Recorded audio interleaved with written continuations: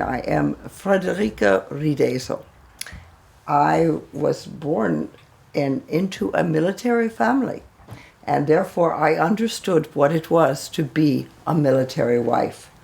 But I fell in love with the Baron Riedesel, who was also military. And at 16, I was married. It was a love match. And so it was when had decided to go into America to fight with General Burgoyne, the English, because his prince had arranged it. I wanted to go too. We had been married about 7 years, and we had 2 children, and I was awaiting the birth of a third. But because of that, my husband made me promise to wait until the baby was old enough to travel.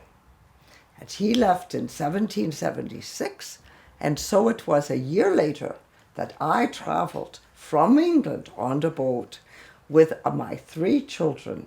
There was Augusta, who was 6.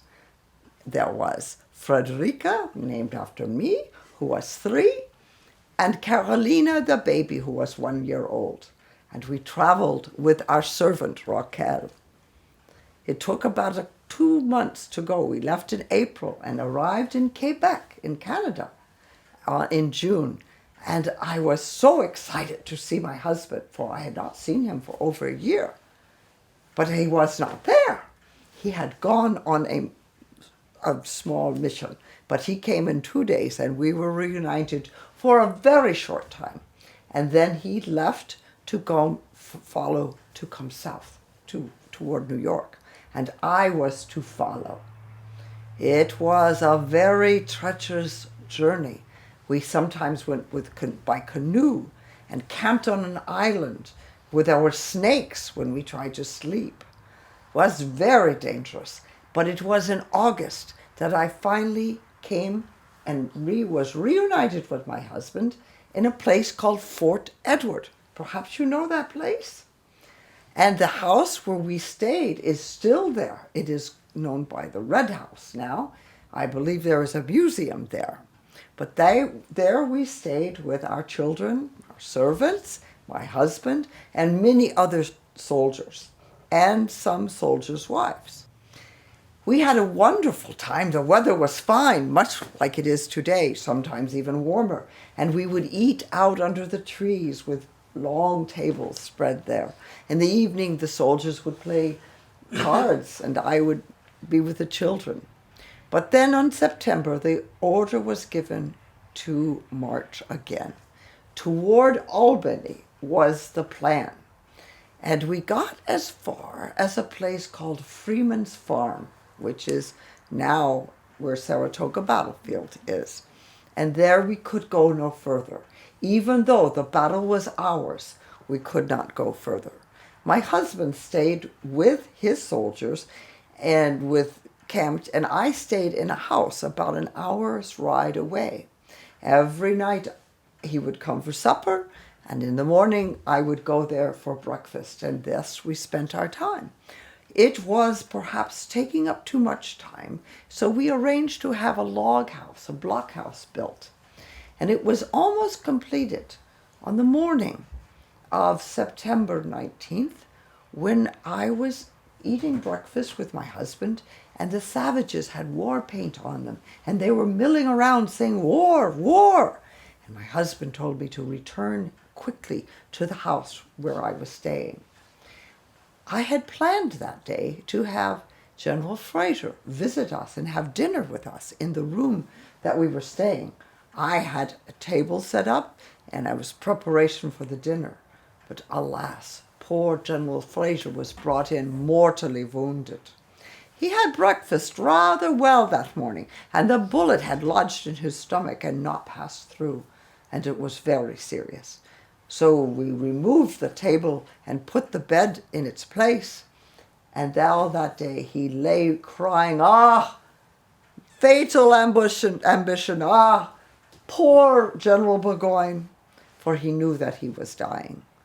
I did not want my children to bother them, so I retired to the hallway, but there were many wounded soldiers coming in. General Fraser had asked that when he died, he would be buried at 6 o'clock in the evening, and at a sort of redoubt nearby, a kind of hillside, which was protected, and therefore his wishes were carried out. But unfortunately, he spent all the night dying, and in the morning he died, and we waited all that day when we could have escaped and been safe. But we waited to carry out his wishes, and all through that day more and more wounded came in. And Lady Ackland came in as well, for her husband had been captured by the Americans and wounded. And I said that she should insist on going to him to aid in him and to help him. And she did, finally. She was rowed across the river by the chaplain. But at 6 o'clock that night, the burial service for General Fraser took place. And there were cannonballs flying all around the feet of the ones attending. I was afraid for my husband's life. I understood later that the Americans did not know that there was a funeral, or they would not have fired upon them. I do not know. They are a rather barbarous bunch, I have found. So it was that after that, we silently had to leave. We had to quietly pack up our belongings and put them in the calash, which is an open carriage. And then we left fires burning, flags flying, to deceive the enemy in thinking that we were still there. I did not want to leave my husband, but the soldiers said, "Then we will send your children on ahead." And they knew that I would not be separated from them. So that night we left, and it was raining all that night. Raining. And early in the morning we stopped, and General Burgoyne said he had to count the cannons. We were all very tired, and my husband had some rest in the carriage with me. Soon we were told to start again, and we got as far as the Schuyler House, not the Schuyler Mansion, which is in Albany, but the Schuyler House, which is nearby. And it was nighttime, and we were so tired and so wet, I took off the children's clothes and dried them by the fire, but I kept my clothes on. But General Burgoyne and the wife of the commissary, who liked champagne like he did, spent the night in General Schuyler's house, partying all night long. And in the morning, they burned the house down. Much later, General Burgoyne apologized to General Schuyler, and he said, "Think nothing of it. It is war. That is what happens." But the next morning, there was more chaos. Nobody had made the order to slaughter the beef and the other animals that we had. And the soldiers who were wounded now were hungry. I decided to do something about it. So I called a helper, an aide-de-camp of General Burgoyne, and I said, "These men who have been wounded in the common cause, and nothing has been done to feed them." Very soon, General Burgoyne himself came and apologized to me and said, "Thank you for pointing that out." I do not think he really forgave me at all for meddling in something that was not a woman's due. However, more time was spent in feeding these soldiers.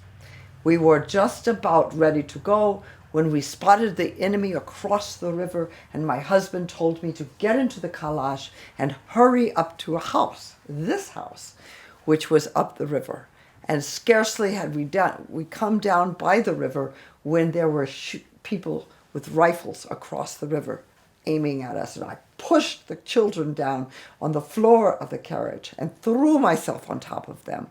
But the bullet hit the man next to me and wounded his arm. We then ran into the house, not here, but the basement of the house. Have you seen the basement yet? Oh, I think you will. It is a fine basement, vaulted and well situated, and there we spent the whole night, terrified, for we could hear the cannonballs rolling around on this floor. It was used as a hospital for the wounded soldiers, although the Americans thought it was the headquarters and therefore were firing on it. cannonballs came through this part, these very cannonballs. And there was one poor man, I will show you, was one poor man. Would you like to try holding it? Was lying there waiting to have his leg amputated when one of these cannonballs came through and took off his other leg.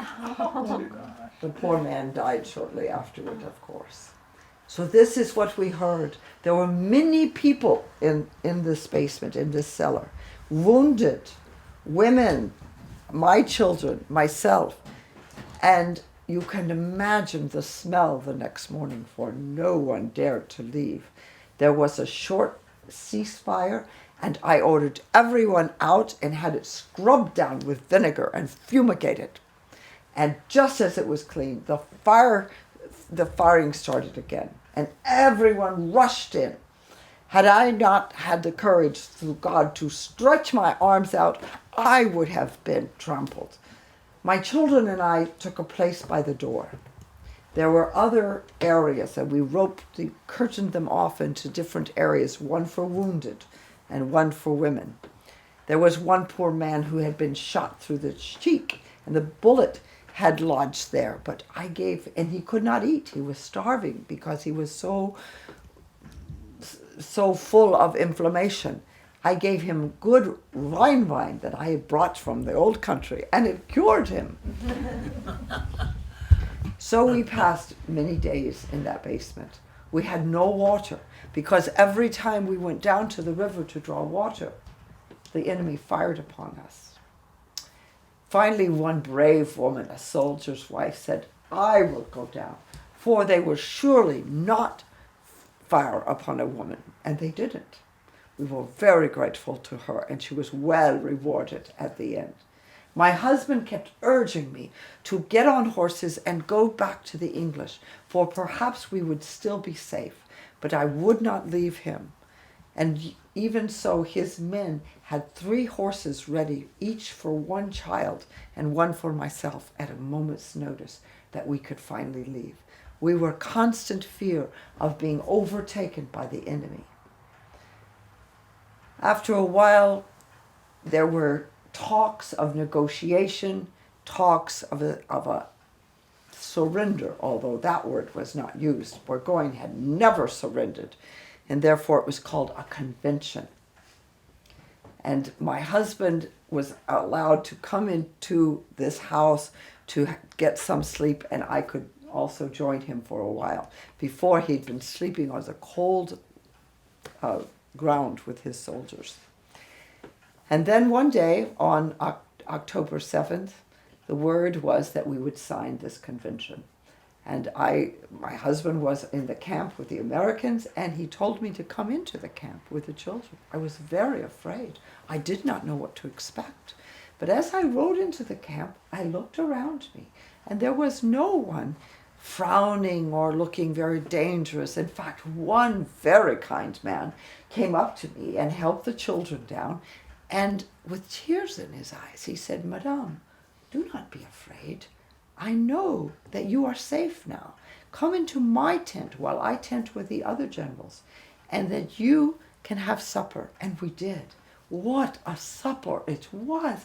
It was beef and tongue and potatoes and bread and butter. But most of all, I knew that I was finally safe, and my children and husband were safe. I found out that that was the General Schuyler, and I said, "Sir, I perceive you are a father and a husband yourself." And he was. Perhaps you have heard of his lovely daughters. Mm-hmm. So it was that we were sent to Cambridge, New England, Cambridge, Massachusetts, where we stayed for a winter. And then we were sent to Charlottesville, Virginia. We had to travel through the countryside. I had to beg the farmers' wives for food for my children, and many times I was refused. But I would say, "Do not give me food, but please give them some food." And they relented. And we stayed in Charlottesville, not far from Monticello and Thomas Jefferson's home, for about a year, and then we were finally traded for prisoners and returned to Long Island, where my family all got very, very sick with a fever. But Raquel and I nursed them to health with lemonade. Perhaps you can figure out what it is in lemons that make you very healthy. We take it today too. And finally, we returned to Canada. We would be in America for 7 years. And during that time, 2 more girls were born. I named them America and Canada. But I did not tell my mother those names. There were other names. But unfortunately, Canada did not live long enough to return. My husband and I were near Quebec, in Sorel, and it was there, before we left, at Christmas time, that we had the opportunity to bring in a tree from outside and decorate it, which had never been seen here. And as we did in our own country, with candies and fruits and little candles. And that was the first Christmas tree in America. And so we returned finally to our home in Wolfenbüttel in Germany. And it was much later that one of my son-in-laws persuaded me to publish these journals that I have kept so that the world would know what happened here at Saratoga. And now you know too. Thank you.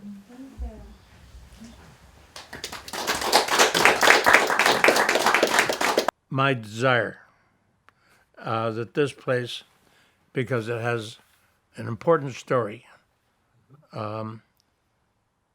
it's a chapter in the American Revolution. It's well told by an intelligent woman, and a remarkable woman. And this place deserves to be preserved. It's the only structure surviving from the time of the battles of Saratoga. All the other buildings are burned down, torn down, fallen down, and this one remains. Anyway, that's my 2 cents. I want this place preserved in a productive way so it'll tell the story.